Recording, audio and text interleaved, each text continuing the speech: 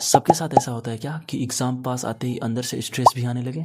सच बोलूँ तो पहले मुझे भी लगता था कि एग्ज़ाम काफ़ी ज़्यादा टफ होता है, बट एग्ज़ाम देने के बाद पता चला कि एग्ज़ाम उतना ज़्यादा भी टफ नहीं होता जितना हम लोग खुद उसको टफ बना देते हैं। इस वीडियो में मैं अपना खुद का रियल एक्सपीरियंस शेयर करूँगा एंड वो सब गलतियाँ भी बताऊँगा जो मैंने एग्ज़ाम के टाइम पे करी। पहली और सबसे बड़ी गलती जो मैंने एग्ज़ाम के टाइम पे करी थी वो था पैनिक करना। जैसे जैसे एग्ज़ाम नज़दीक आया जा रहा था वैसा वैसा ऐसा फील हो रहा था कि कुछ नहीं पढ़ा मैंने अभी तक। सच बात यह है कि इस टाइम पे अक्सर क्वेश्चन का लेवल इजी होता है, बस लिखने आना चाहिए। बात करें इससे बाहर निकलने के लिए या फिर इसका सॉल्यूशन क्या है। स्ट्रेस बिल्कुल मत लो, बस ये सोचो कि जो भी तुमने पढ़ा है या फिर जो भी तुमने याद किया है उसको पेपर में तुमको लिखना कैसे है। एंड ट्रस्ट मी कि जो तुमने पढ़ा है क्वेश्चन उसी से आएगा, उससे बाहर नहीं आएगा। बात करें अगले मिस्टेक की तो वो है कंफ्यूज रहना। मैं भी अपने टाइम पे जब एग्ज़ाम था मेरा तो मैं भी बहुत ज़्यादा कंफ्यूज रहता था एंड आई नो कि अभी भी बहुत सारे स्टूडेंट्स ऐसे हैं भी कंफ्यूज होंगे।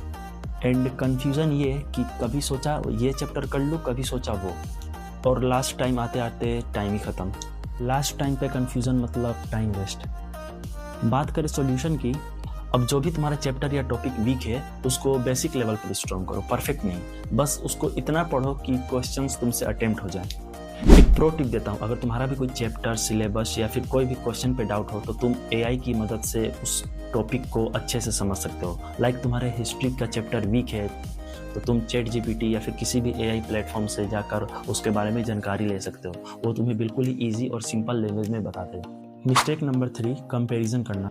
तीसरी और सबसे बड़ी गलती जो मैंने भी करी थी और आई थिंक तुम लोग भी करते होगे, क्योंकि ये गलती बहुत ज़्यादा कॉमन है। वो गलती है टॉपर स्टूडेंट से खुद को कंपेयर करना। टॉपर स्टूडेंट्स को देखकर ऐसा लगता था कि यार ये बंदा तो अलग ही लेवल का है, और फिर खुद का कॉन्फिडेंस जीरो। बार बार ऐसा फील आता था कि इन लोगों की तरह मैं क्यों नहीं हूँ।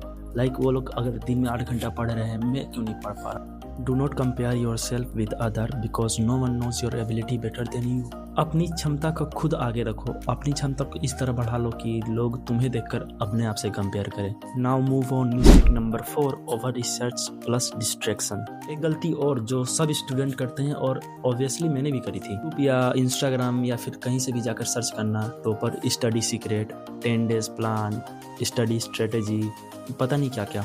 एंड रिसर्च करते करते तुम कब डिस्ट्रैक्ट हो जाते हो ये तुम्हें भी खुद नहीं पता चलता। सो द सॉल्यूशन इज कि एक ही सोर्स पकड़ो, जहाँ से पढ़ रहे हो वहीं से पढ़ो, एक ही कॉपी बनाओ, उसी पे रिवाइज करो। ज़्यादा भटकोगे दिमाग डिस्ट्रैक्ट हो जाएगा एंड टाइम भी ख़त्म।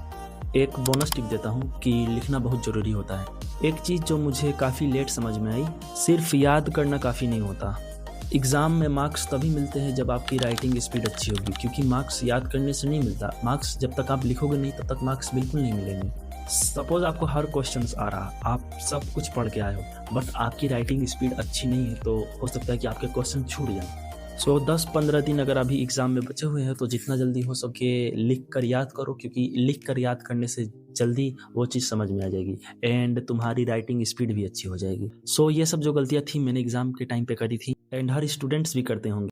अब ये गलतियाँ मत करना, और अगर तुम भी एग्ज़ाम फेज़ में हो तो बिलीव मी तुम वो सब कुछ हासिल कर सकते हो जो तुमने सोचा था। अगर वीडियो थोड़ी भी हेल्पफुल लगी होगी तो लाइक कर लेना और ऐसे ही वीडियो के लिए चैनल सब्सक्राइब कर लेना। Thanks for watching.